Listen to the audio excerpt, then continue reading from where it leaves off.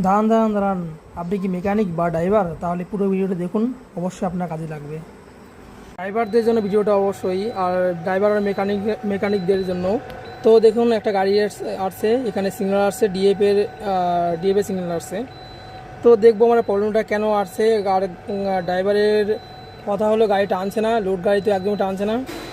তো এর সঙ্গে আরও অনেক সিগনালই আসছিলো, উপরে ডিএফ এসে সিস্টেম ফল্ট আসছিলো লেখা। ড্রাইভার যেটা বললো, তো এখন তো কিছু নেই, তো আমরা চেক করে নেবো যে কেন সিগন্যালটা আসছে। তো এর জন্য ল্যাপটপটা ইসিউতে কানেক্ট করি, তারপরে ডিসিউতে কানেক্ট করে একবার দেখাবো। ডিএফ এসিআর সিস্টেম ফল্ট, তো আমার এই প্রবলেমটা কেন আসছে তো আমরা চেক করব।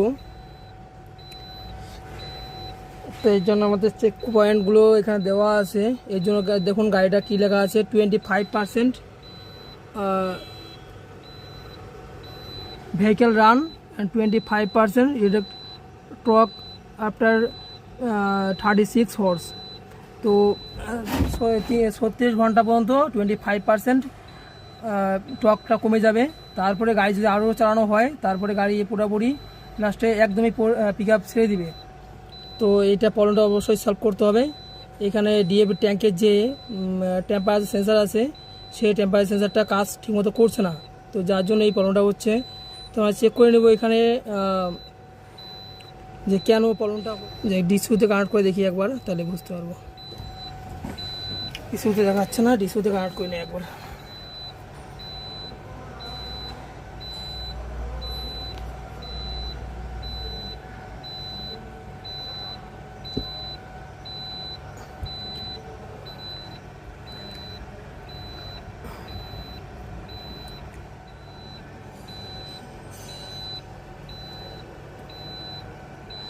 ডিএফ ট্যাঙ্ক ইনফরমেশন, তো এখানে চেক করলেই দেখতে পারবো যে বাদ বাকি যেগুলো আছে। তো দেখতে পাচ্ছেন ডিএফ কনজেশন 3.75%, আর DF tank temperature -25%, DF tank level 85.8%। তো আমরা এখন হলো এখানে -25% ডিএফ ট্যাঙ্ক টেম্পারেচার। তো আমরা কেন -5% 25% আসলো সেটা আমরা চেক করে দেখে নেব। চলো এখন ট্যাঙ্কের ওখানে যাই, দেখি চাবিটা অনই থাকবে, ভোল্টেজগুলো একটু চেক করে নিই।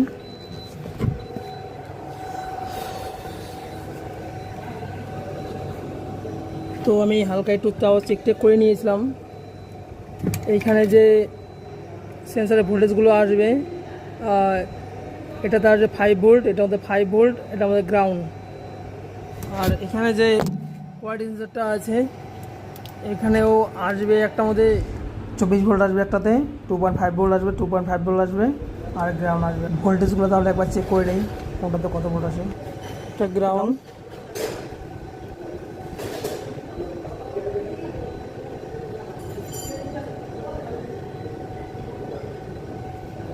টু পয়েন্ট টু ভোল্ট, ঠিক আছে। এটা 3.3 ভোল্টের বেশি আসতে হবে। এটা 2.2 ভোল্ট আর 2.5 ভোল্ট, টোটাল দুটো মিলে 5 ভোল্ট, ঠিক আছে। এটা 24 ভোল্ট আসবে, 24 ভোল্ট, ঠিক আছে। তো এটা ওয়াইন ঠিক আছে। তো আমি আরেকটা গাড়ির সেন্সারটা নিয়ে আসছি, সেন্সার লেভেল সেন্সার, এই গাড়িটা লাগিয়ে দেখছিলাম। তো আপনাদের লাগিয়ে একবার দেখাচ্ছি যে এটা দিয়ে প্রবলেম সলভ হয় কিনা। চলো চেক করি মাল্টিমিটার দিয়ে, যে কীভাবে চেক করছি যে সেন্সারটা খারাপ আছে কিনা। কত রিডিং আসলে বুঝতে পারবেন যে সেন্সারটা খারাপ আছে। তো আমি কোয়ান্টিটি চেক করেছি, সেন্সারটা চেক করব। তো মাল্টিমিটার চেক করে দেখাবো, এটা ভালো। তো ভালোটা চেক করবো, দেখা এখানে রিডিং, কোনো রিডিং 2 নাম্বার 3 নাম্বার শো করলাম, কোনো রিডিং শো করছে না। আর যেটা খারাপ এটা আমি করবো, চেক করবো। 1 নম্বর সাথে 2 নম্বর শো করবো, 458 রিডিং শো করতেছে কোয়ান্টিটিতে, যেটা খারাপ। 3 নম্বরে কোনো রিডিং শো করতেছে না, 2 আর 3-এ কোনো রিডিং শো করছে না। এটা তো 2 আর 3-এ কোনো রিডিং শো করছে না, এটা খারাপ, এটাতে রিডিং শো করছে, এটাতে ভালো রিডিং শো করছে না। চলো 200-কেও রেজিস্ট্রেশন সেট করে দেখি। 004 দেখাচ্ছে, এটা কিছু দেখাচ্ছে না। এটা দেখি ভালোটা কত দেখাচ্ছে, 13.3 দেখাচ্ছে 200-কে রেজিস্ট্যান্সে। 200-কে রেজিস্ট্যান্স সেট করে ভালোটায় 13.3 দেখাচ্ছে। আর 1 আর 3 দেখাচ্ছে, 1 আর 2 দেখাচ্ছে 13.3, 1 আর 3 দেখাচ্ছে 0.07.9, আর 2 আর 3 দেখা দেখি কত দেখাচ্ছে, 2 আর 3 দেখাচ্ছে 21.3।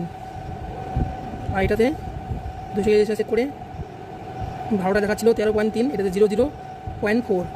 আর 1 আর 3 দেখাচ্ছে, কোনো রিডিং দেখাচ্ছে না। 2 আর 3 দেখি, 2 আর 3 কোনো রিডিং দেখাচ্ছে না। তাহলে এইভাবে চেক করতে পারবেন। যদি আপনাদের কাছে না থাকে আর একটা তাহলে রিডিং চেক করে দেখতে পারবেন। যেটা ভালো থাকবে ওটা 200 চেক করে রিডিং চেক করতে পারবেন। 1 আর 2 দেখাবে 13.3, 1 আর 3 দেখাবে 7.8, 7.8, আর 2 আর 3 দেখাবে 21.3, 21.2। তো এইভাবে চেক করতে পারেন। যে রিডিংটা না আসে তাহলে এটা খারাপ আছে। তো দেখতে পাচ্ছেন এটা লাগিয়ে দিলাম ওই অন্য গাড়ির একটা নিয়ে লেভেল সেন্সার নিয়ে এসে, আর এই গাড়িটা এখানে রেখে দিলাম। তো এবার তো দেখি সলভ হয় কিনা।